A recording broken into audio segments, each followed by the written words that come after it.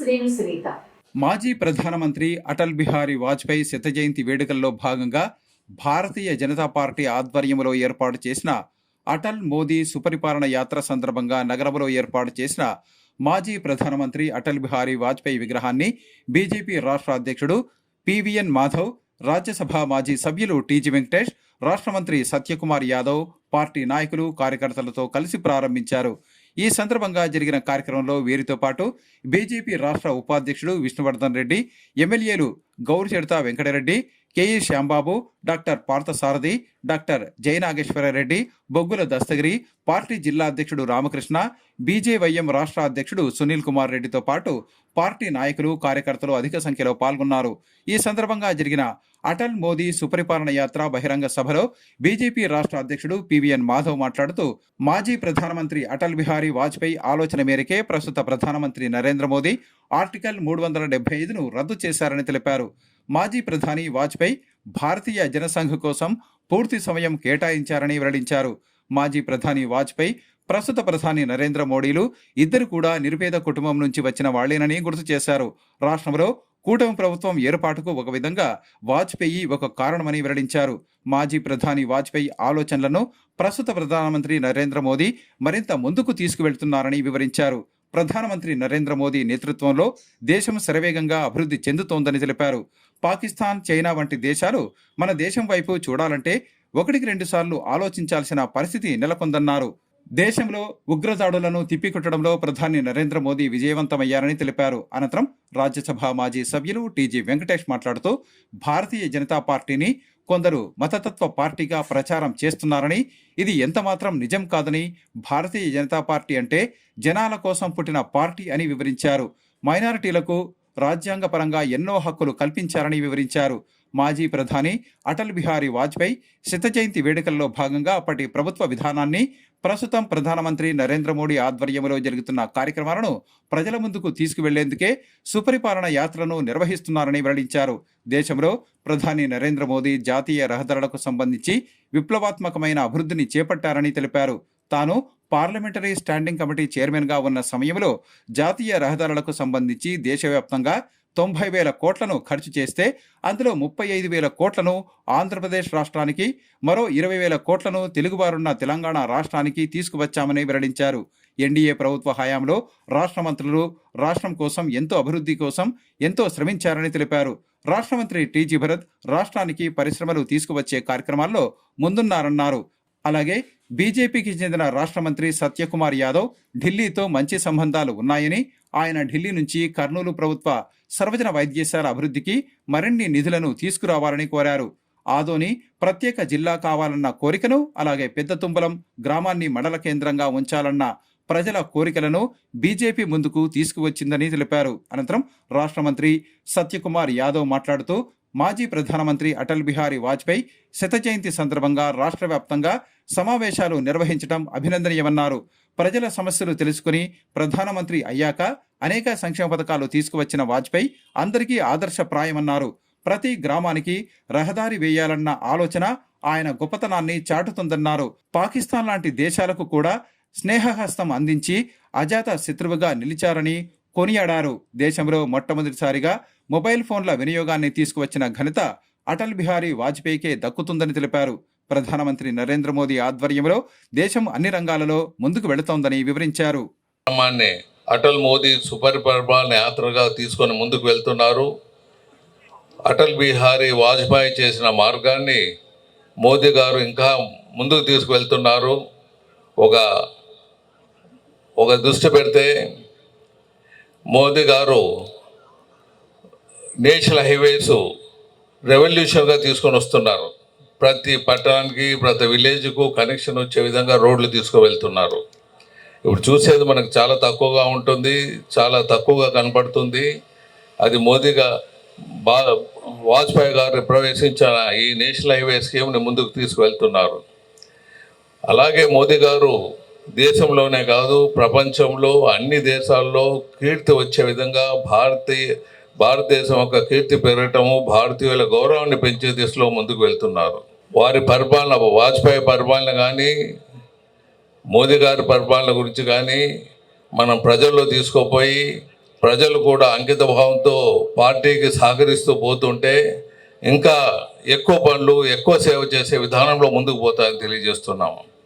భారతీయ జనతా పార్టీతో సంబంధాలు ఉన్నందున భారతీయ జనతా పార్టీ మన ప్రాంతానికి నేను పార్లమెంటరీ కమిటీ చైర్మన్గా ఉన్నప్పుడు 2 సంవత్సరాలు దేశంలో 90,000 కోట్ల రూపాయలు ప్రతి సంవత్సరం నేషనల్ హైవేస్ ఖర్చు పెడితే 30,000 కోట్లు 35,000 కోట్లు మన ఆంధ్రాకు, 20,000 కోట్లు మన తెలంగాణకు అంటే తెలుగు ప్రజలకు, అంటే ఆల్మోస్ట్ 50% ఫండ్స్ 2 సంవత్సరాలు అలా తీసుకురావటం జరిగిందని సభాముఖంగా మీకు తెలియజేస్తున్నాను.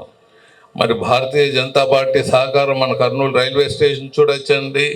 ఎందుకంటే రాష్ట్రంలో అన్నీ చెప్పచ్చు, కానీ మనం కళ్ళతో చూసే ప్రాజెక్టులు చెప్తున్నాను. ఇప్పుడు ఇండస్ట్రియల్ రెవల్యూషన్ జరుగుతూ ఉంది, అది చూడొచ్చు. సెన్సస్ జరుగుతుంది. సెన్సస్ జరిగినప్పుడు కర్నూలు పాత జిల్లాలో 3 ఎంపీ పార్లమెంటరీ వచ్చే విధంగా ఉంటుంది. ఒక్కొక్క పార్లమెంటుకు జనరల్గా జిల్లా చేయాలనేది ఒక ప్రతిపాదన ముందు నుంచి ఉన్నది. ఆ ప్రతిపాదన వచ్చినా మనకు ఆధునిక జిల్లా వచ్చే అవకాశాలు ఉన్నాయని తెలియజేస్తున్నాను. ఏ ఆశయాల కోసమైతే సుదీర్ఘ కాలం పాటు అటల్ బిహారీ వాజ్పేయి గారు 56 సంవత్సరాల పాటు ప్రతిపక్ష పార్టీ నేతగా ఉంటూ 10 సార్లు లోక్సభ సభ్యుడిగా ఎన్నికై 2 సార్లు పార్లమెంటు సభ్యుడిగా ఎన్నికై మొత్తం 12 సార్లు లోక్సభ సభ్యుడిగా ఈ దేశంలో కాశ్మీర్ నుంచి కన్యాకుమారి దాకా, కటక్ నుంచి అటక్ దాకా, ఈశాన్య భారతం నుంచి దక్షిణాది దాకా ప్రతి చోట తిరిగి ఆనాడు ప్రజలతో మమేకమై ప్రజల సమస్యల గురించి, రైతాంగ సమస్యల గురించి, వ్యవసాయ ఇబ్బందుల గురించి, యువత ఎదుర్కొంటున్న నిరుద్యోగ సమస్య గురించి, ఈ రాష్ట్రంలో ఈ దేశంలో కాంగ్రెస్ కారణంగా వేళ్లకు పోయిన అవినీతి గురించి ఆనాడు ఆయన అన్ని చూశాడు, దగ్గరగా ఉన్నాడు కాబట్టి సమస్యల్ని అర్థం చేసుకున్నాడు కాబట్టి తర్వాత ఆయన ప్రధానమంత్రి అయిన తర్వాత ఆ సమస్యల్ని తీర్చే దిశగా ప్రయత్నం చేశాడు. 6 సంవత్సరాల్లో ఒక వాజ్పేయి ఎరా అంటే ఒక గోల్డెన్ ఎరా లాగా ఒక పారదర్శకమైన ప్రజారంజకమైన పాలన అందించి కేవలం ఆర్థిక ప్రగతి సాధించడమే కాకుండా అనేక రకాల సంక్షేమ పథకాలు తీసుకొచ్చి ప్రజల జీవన ప్రమాణాలు పెంచేయడమే కాకుండా భారతదేశం అంటే ప్రపంచంలోనే ఉన్న ఒక పోఖ్రాన్ పరీక్షల ద్వారా కానీ తర్వాత కార్గిల్ యుద్ధంలో కానీ ఒక ప్రత్యేకత చాటి భారతదేశ గౌరవ ప్రతిష్టలను ఆయన పెంచాడు. ముందుకు తీసుకెళ్లాలి అని చెప్పి ఆయన యొక్క బాణాలు చూసి ఆ రోజు ఆయన 1957లో మొదటిసారి పార్లమెంట్లో అడుగుపెట్టిన సందర్భంలో మన ప్రధానమంత్రి పండిట్ నెహ్రూ గారు ఏమన్నారంటే ఈయన భావి భారత ప్రధాని అవుతాడని చెప్పి ఆ రోజు స్వయంగా ఆ ప్రధానమంత్రి అన్నాడు. ఆ విధంగా ఆయన అయ్యాడంటే ఏ విధంగా ఆయన యొక్క విషయం వాణి ఉంది మనం తప్పనిసరిగా తెలుసుకోవాలి. అటువంటి గొప్ప వ్యక్తి, ఎంత గొప్ప వ్యక్తి అంటే ఆయన యొక్క జీవితం మొత్తం కూడా అత్యంత కష్టంగా నడిచింది. చాలామంది అనుకోవచ్చు ఆయన ప్రధానమంత్రి అయ్యాడు 6 సంవత్సరాలు అద్భుతంగా ఆయన యొక్క జీవితం ఉందని, కానీ ఆయన యొక్క ప్రారంభ జీవితం దగ్గర నుంచి అడుగడుగున అష్ట కష్టాలు పడి అనేక రకాల పోరాటాలు చేసి అనేక సార్లు జైలుకి వెళ్ళిన వ్యక్తి అటల్ బిహారీ వాజ్పేయి. 1942లో ఈ దేశంలో క్విట్ ఇండియా మూవ్మెంట్ జరిగింది. ఆ క్విట్ ఇండియా మూవ్మెంట్లో మొదటిసారి జైలుకి వెళ్ళటం జరిగింది. సుమారు 1.5 సంవత్సరాలు జైల్లో ఉండి బయటకు రావటం జరిగింది. తన చదువు పక్కకి దారి పట్టింది, అయినా కూడా దేశం కోసం ఆలోచన చేస్తూ ఒక స్వతంత్ర సేనాని అటల్ బిహారీ వాజ్పేయి మనం గుర్తించాలి.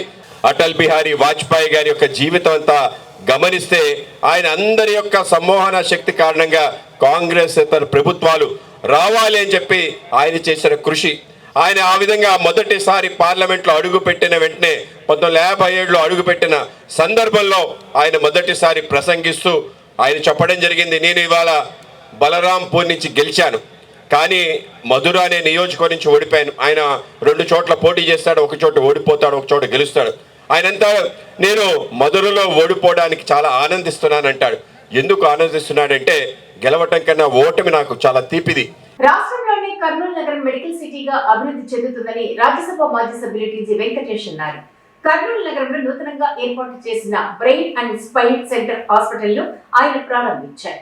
మున్సిపల్ హైస్కూల్ మైదానంలో ఏర్పాటు చేసిన 48వ అయ్యప్ప స్వామి దీప మహోత్సవ కార్యక్రమంలో రాష్ట్ర పరిశ్రమలు, వాణిజ్యం, ఆహార శుద్ధి శాఖ మంత్రి టీజీ భరత్ పాల్గొన్నారు. ఈ సందర్భంగా నిర్వాహకులు ఆయనకు ఘనంగా స్వాగతం పలికారు. అనంతరం రాష్ట్ర మంత్రి టీజీ భరత్ అక్కడ ఏర్పాటు చేసిన మెట్ల పూజ కార్యక్రమంలో పాల్గొన్నారు. ఈ సందర్భంగా రాష్ట్ర మంత్రి టీజీ భరత్ ఆ ప్రాంగణంలో ఏర్పాటు చేసిన మెట్ల పూజ కార్యక్రమంలో పాల్గొన్నారు. ఈ కార్యక్రమంలో నగరంలోని వివిధ ప్రాంతాల నుంచి అయ్యప్ప స్వామి మాల ధరించిన భక్తులు అధిక సంఖ్యలో పాల్గొన్నారు. అనంతరం అయ్యప్ప స్వాములకు ఏర్పాటు చేసిన భిక్ష కార్యక్రమాన్ని రాష్ట్ర మంత్రి టీజీ భరత్ ప్రారంభించారు. అయ్యప్ప స్వాముల దీప మహోత్సవ కార్యక్రమం నేపథ్యంలో మున్సిపల్ హైస్కూల్ మైదానంతో పాటు పరిసర ప్రాంతాల్లో ఆధ్యాత్మిక శోభ వెళ్లివిరిసింది. ఈ సందర్భంగా రాష్ట్ర మంత్రి టీజీ భరత్ మాట్లాడుతూ అయ్యప్ప స్వామి ఆశీస్సులతో ప్రజలందరూ సుఖ సంతోషాలు, శాంతి, సౌభాగ్యాలతో జీవించాలని ఆకాంక్షించారు. అయ్యప్ప స్వాములు పరమ నిష్ఠతో దీక్షా కార్యక్రమాన్ని నిర్వహించడం అభినందనీయమని తెలిపారు. నగరంలోని 3వ పట్టణ పోలీస్ స్టేషన్ సమీపంలో ప్రముఖ న్యూరాలజిస్టు డాక్టర్ హేమంత్ కుమార్ ఆధ్వర్యంలో ఏర్పాటు చేసిన బ్రెయిన్ అండ్ స్పైన్ సెంటర్ను రాజ్యసభ మాజీ సభ్యులు టీజీ వెంకటేష్ ముఖ్య అతిథిగా హాజరై ప్రారంభించారు. ఈ సందర్భంగా జరిగిన జ్యోతి ప్రజ్వలన కార్యక్రమంలో ఆయన పాల్గొన్నారు. ఈ కార్యక్రమంలో రాజ్యసభ మాజీ సభ్యులు టీజీ వెంకటేష్తో పాటు doctor NTR health university vice chancellor doctor P Chandrashekar, senior neuro surgeon doctor W Sitaram, జిల్లా రెడ్ క్రాస్ సొసైటీ అధ్యక్షుడు డాక్టర్ కేజీ గోవిందరెడ్డి, ప్రముఖ న్యూరాలజిస్టు డాక్టర్ హేమంత్ కుమార్ దంపతులు, ప్రముఖ స్పైన్ సర్జన్ డాక్టర్ రాఘవేంద్రరావు దంపతులు, డాక్టర్ శ్రీకాంత్ తదితరులు పాల్గొన్నారు.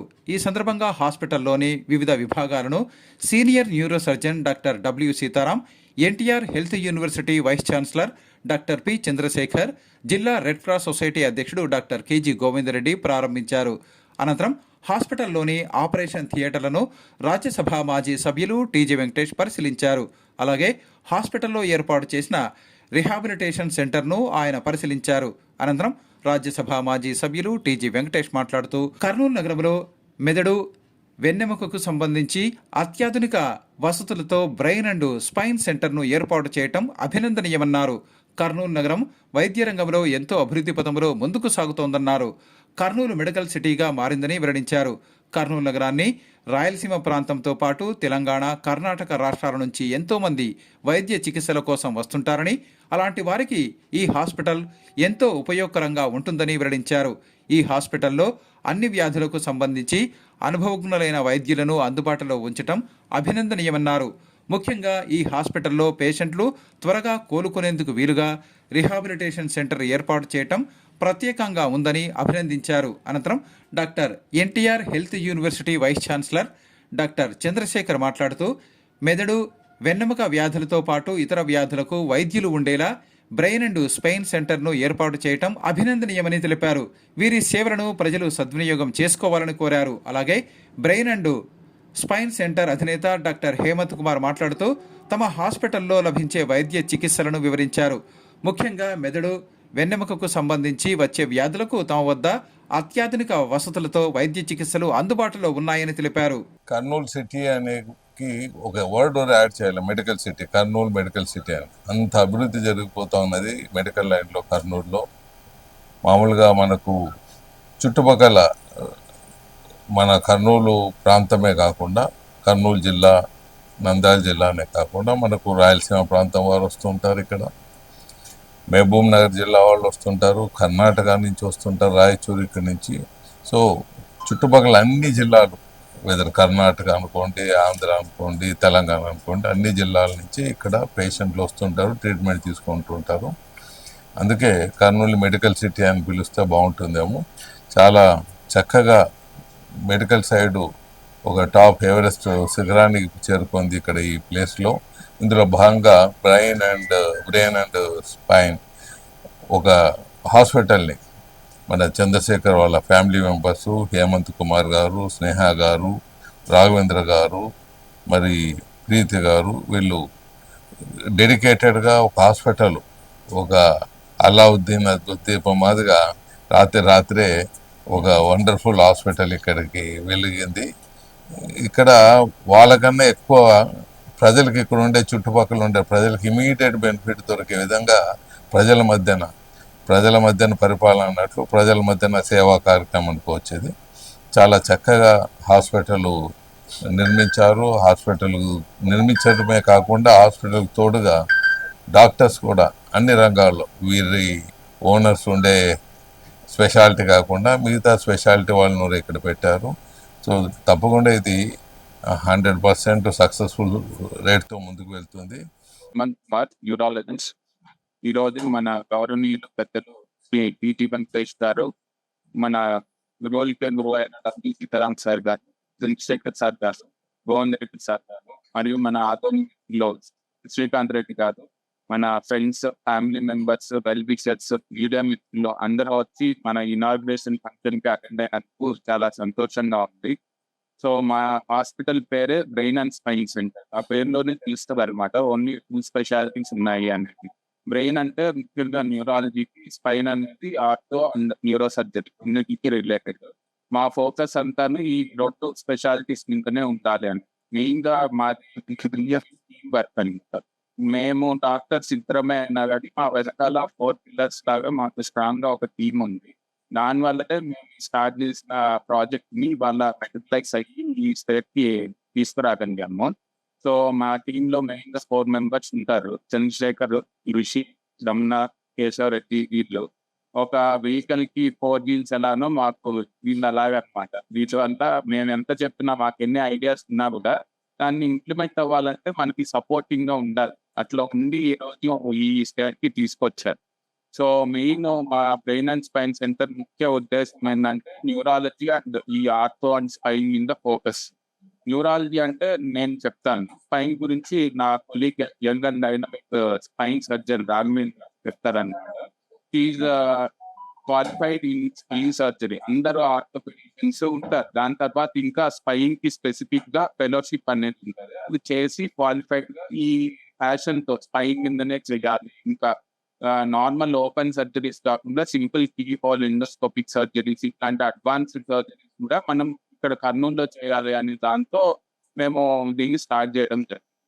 సో ఇప్పుడు న్యూరాలజీ కింద వస్తే మెయిన్ గా చాలా కారణాల డిసీజెస్ అనేవి చాలా ఉంటాయి న్యూరాలజీలో. కానీ చాలా మంది ఇబ్బంది పడేది ముఖ్యమైనది బ్రెయిన్ స్ట్రోక్, పారాలిసిస్ అంటారు.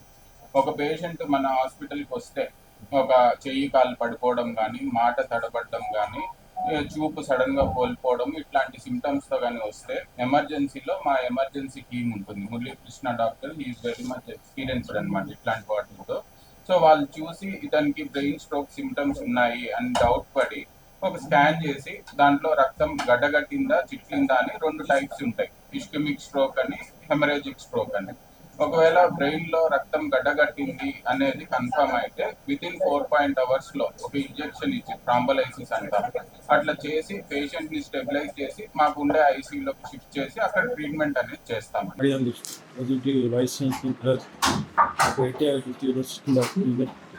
ఈ రోజున ముఖ్యంగా బ్రెయిన్ ట్రాన్స్ప్లాంట్ ఇది స్టార్ట్ చేయడం ముఖ్యంగా పెద్దగా ఫిజియోథెరపిస్ట్ గారు సారు ఫిజియోథెరపిస్ట్లో 92లో గౌరీ గోపాల్ హాస్పిటల్ స్టార్ట్ చేసి సర్జన్ ఎంత వస్తూ పోయించి అనేది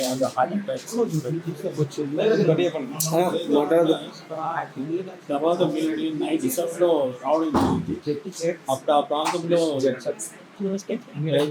ఆ ప్రాంతంలో కరెక్ట్ ఏసీ వచ్చి జైన్ హాస్పిటల్లో 2001లో సార్ అప్పుడు ఎమ్మెల్యేగా ఉన్నాయి. సబ్ ఐసీ కూడా జనరల్ హాస్పిటల్లో స్టార్ట్ చేయడం జరిగింది. కేస్ ఆఫ్ క్రిటికల్ కేర్స్ ఉంటాయి, హార్ట్ అండ్ బ్రెయిన్స్ ఉంటాయి, స్టార్ట్ చేస్తుంది. ముఖ్యంగా ఈ brain and spine surgery bodies ముఖ్యంగా ఎన్నో వస్తున్నారు. Raghavendra spine surgeon. So the team of Ramana, Keshav and other team మెంబర్స్కి ముఖ్యంగా ధన్యవాదాలు చెప్తున్నారు. ఈ ఫెసిలిటీ వల్ల మనకు రాయాల్సిన ప్రత్యేకంగా ఈ బ్రెయిన్ సైన్స్ అని ఉపయోగించుకుంటారని మోడల్ the people of ఎందుకంటే హార్ట్ అటాక్స్ మాదిరి అది కార్డియాలజిస్ట్ చేస్తాను. గోల్డెన్ అవర్స్ స్ట్రోక్ అనేది మేజర్ ఫస్ట్ టైం ఇది. ఇట్లాంటి సెంటర్స్లో మేము సరైన త్వరగా అంటే పేషెంట్ సడన్గా కాల్ చేయి పడిపోయి ఇది ఉంటే మనం సిటీ స్కాన్ చేసి థ్రాంబోలైటిక్ థెరపీ ఇస్తాయి. ఎన్నిక్యూప్రైజ్ అనే ఇంజక్షన్ దానివల్ల సేవ్ అవుతారు. వెరీ సెంటర్స్లో కూడా ఎందుకంటే హార్ట్ అటాక్స్, బ్రెయిన్ అటాక్స్ చాలా వరకు పెరుగుతున్నాయి. రాష్ట్రంలో దేవాలయాలను అభివృద్ధి చేయడంతో పాటు టెంపుల్ టూరిజాన్ని అభివృద్ధి చేసేందుకు కూటమి ప్రభుత్వం ముందుకు సాగుతుందని రాష్ట్ర మంత్రులు ఆనం రామనారాయణ రెడ్డి, టీజీ భరత్ అన్నారు. కర్నూలు నగరంలో నూతనంగా ఏర్పాటు చేసిన దేవాదాయ శాఖ సంబంధించిన ధార్మిక భవనం ప్రారంభ కార్యక్రమంలో వారు పాల్గొన్నారు. నగరంలో దాదాపు 5 కోట్ల రూపాయల వ్యయంతో నిర్మించిన దేవాదాయ శాఖ కర్నూలు జోన్ పరిపాలనా కార్యాలయ ధార్మిక భవన సముదాయాన్ని దేవాదాయ శాఖ మంత్రి ఆనం రామనారాయణ రెడ్డి, రాష్ట్ర పరిశ్రమలు, వాణిజ్యం, ఆహార శుద్ధి శాఖ మంత్రి టీజీ భరత్తో కలిసి ప్రారంభించారు. ఈ సందర్భంగా జరిగిన కార్యక్రమంలో జిల్లా కలెక్టర్ డాక్టర్ సిరి, ఎమ్మెల్యేలు శ్రీమతి గౌరిచరిత వెంకటరెడ్డి, బొగ్గుల దస్తగిరితో పాటు దేవాదాయ శాఖ ఉన్నతాధికారులు పాల్గొన్నారు. ఈ సందర్భంగా కార్యాలయాన్ని రాష్ట్ర మంత్రులు ఆనం రామనారాయణ రెడ్డి, టీజీ భరత్ తదితరులు పరిశీలించారు. అలాగే కార్యాలయం ఆవరణలో మొక్కలు నాటి నీరు పోశారు. ఈ సందర్భంగా రాష్ట్ర దేవాదాయ శాఖ మంత్రి ఆనం రామనారాయణ రెడ్డి మీడియాతో మాట్లాడుతూ దేవాదాయ శాఖకు సంబంధించిన ప్రధాన కార్యాలయం విజయవాడలోని గొల్లపొడిలో ఉన్నట్లుగానే రాయలసీమకు సంబంధించి కర్నూలు నగరంలో ఈ ధార్మిక భవనాన్ని ఏర్పాటు చేశామని తెలిపారు. ఈ కార్యాలయ సముదాయంలో డిప్యూటీ కమిషనర్ కార్యాలయంతో పాటు ఇంజనీరింగ్ కార్యాలయం ఉంటాయని తెలిపారు. ఈ కార్యాలయం కర్నూలు నుండి కాణిపాకం వరకు పనిచేస్తుందని వివరించారు. పురాతన ఆలయాలను, వాటి కట్టడాలను సంరక్షించే విధంగా ఈ శాఖ పనిచేస్తుందని వివరించారు. ఎన్నికల సమయంలో కూటమి ప్రభుత్వం ప్రకటించిన హామీల్లో దేవాదాయ శాఖకు సంబంధించి 98% హామీలను నెరవేర్చామని వెల్లడించారు. ఎన్నికల్లో ఇచ్చిన హామీ మేరకు రాష్ట్రంలోని దేవాలయాల్లో పనిచేసే అర్చకులకు ప్రతి నెల 15,000 రూపాయలు చెల్లిస్తున్నామని, వేద విద్య నేర్చుకున్న వేద పండితులకు సంభావన కింద నెలకు 3,000 రూపాయలు ఇస్తున్నామని తెలిపారు. దేవాలయాలలో పనిచేస్తున్న నాయి బ్రాహ్మణులకు 25,000 రూపాయలు చొప్పున చెల్లిస్తున్నామన్నారు.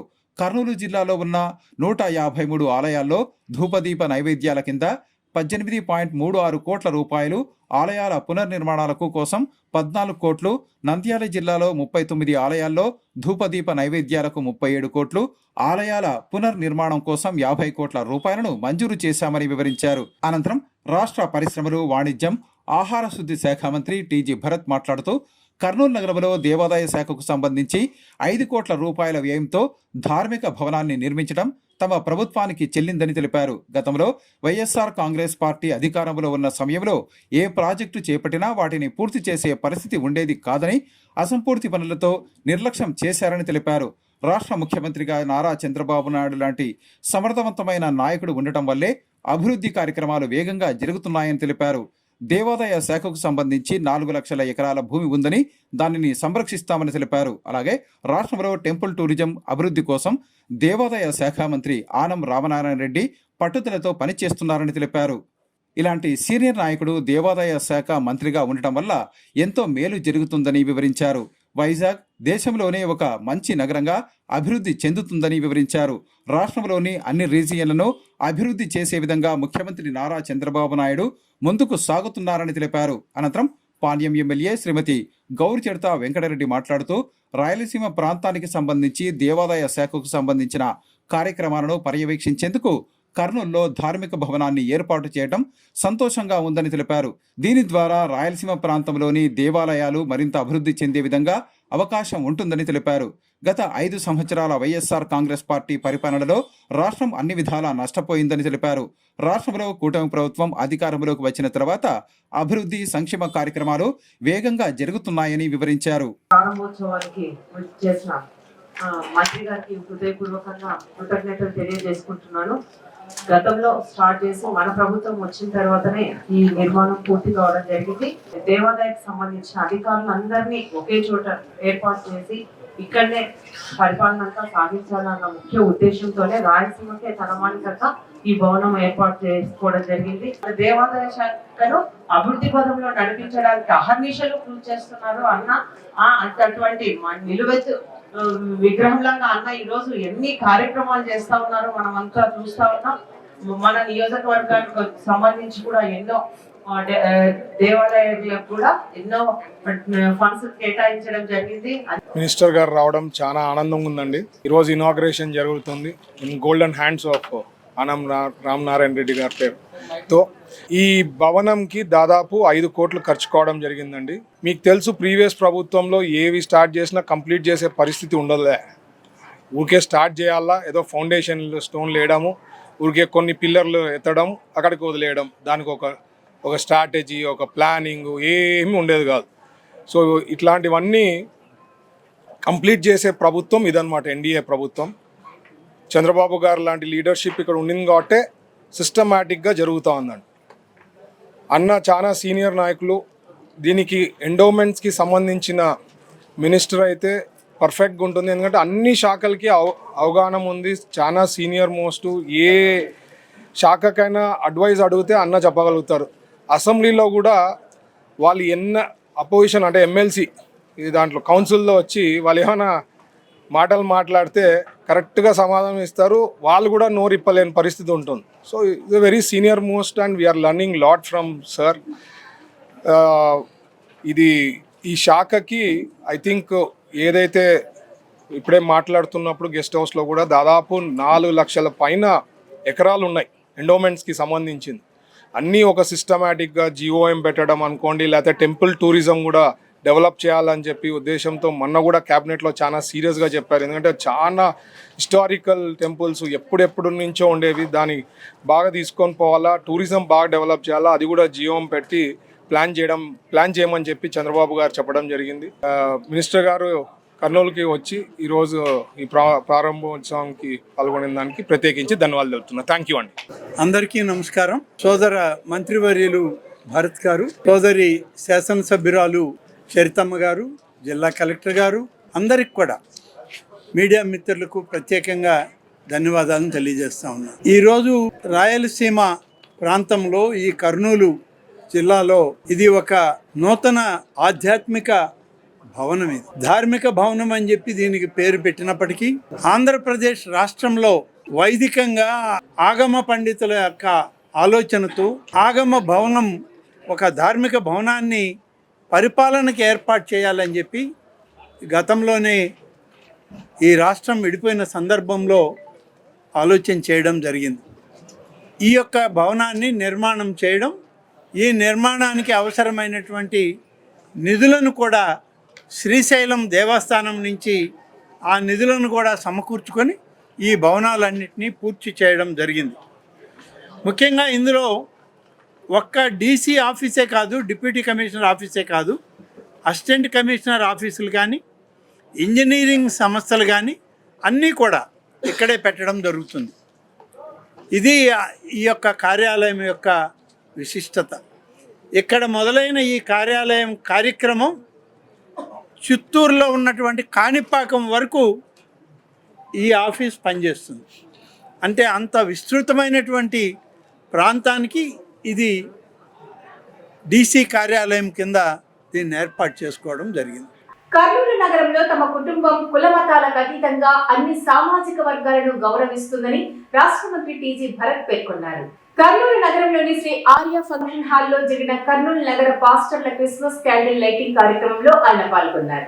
హోటల్ మౌరియన్ కాంప్లెక్స్ లో ఉన్న శ్రీ ఆర్య ఫంక్షన్ హాల్లో నగర పాస్టర్లతో జరిగిన క్రిస్మస్ క్యాండిల్ లైటింగ్ కార్యక్రమంలో ముఖ్య అతిథిగా రాష్ట్ర పరిశ్రమలు, వాణిజ్యం, ఆహార శుద్ధి శాఖ మంత్రి టీజీ భరత్ పాల్గొన్నారు. ఈ సందర్భంగా క్రిస్మస్ పర్వదినాన్ని పురస్కరించుకుని ముందస్తుగా క్యాండిల్ లైటింగ్ కార్యక్రమాన్ని నిర్వహించారు. ఈ కార్యక్రమంలో నగరంలోని వివిధ చర్చిలకు చెందిన పాస్టర్లు పాల్గొన్నారు. ఈ సందర్భంగా రాష్ట్ర మంత్రి టీజీ భరత్ మాట్లాడుతూ యేసుక్రీస్తు ఆశీస్సులతో ప్రజలందరూ సుఖ సంతోషాలు, శాంతి, సౌభాగ్యాలతో జీవించాలని ఆకాంక్షించారు. ప్రతి సంవత్సరం కర్నూలు నగరంలోని పాస్టర్లతో కలిసి క్యాండిల్ లైటింగ్ కార్యక్రమాన్ని నిర్వహించడం జరుగుతోందని వెల్లడించారు. క్రిస్మస్ పర్వదినాన్ని ప్రపంచవ్యాప్తంగా ఈ నెల 25వ తేదీ ఘనంగా జరుపుకుంటారని వెల్లడించారు. నగరంలోని వివిధ చర్చీలకు ఎంతో మంది వస్తుంటారని, వారికి పాస్టర్లు ఆశీస్సులు అందచేస్తారని వెల్లడించారు. తాను వారి ఆశీస్సుల కోసం ఈ కార్యక్రమంలో ప్రతి సంవత్సరం పాల్గొనడం జరుగుతుందని వివరించారు. నిరంతరం ప్రార్థనలు నిర్వహించే పాస్టర్ల ఆశీస్సులు తనకు ఉండాలని అన్నారు. కర్నూలు నగరంలో తమ కుటుంబం కుల మతాలకు అతీతంగా, రాజకీయాలకు అతీతంగా అన్ని సామాజిక వర్గాలను దగ్గరకు తీస్తుందన్నారు.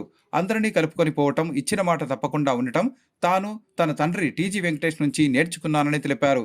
నగరంలో చర్చిలకు సంబంధించి, క్రైస్తవులకు సంబంధించి ఎలాంటి సమస్యలు వచ్చినా వాటిని పరిష్కరించేందుకు తన వంతు సహకారం అందిస్తానని వెల్లడించారు.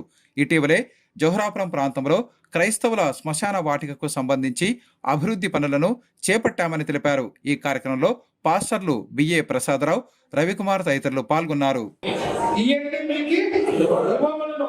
వాళ్ళు ఇష్టమే ఉంటే ఇది మహాసముద్రం సార్, వాళ్ళు మహాసముద్రం ఇది. ఈ సముద్రాన్ని తీసుకునే వాళ్ళే అదృష్టం అవుతుంది.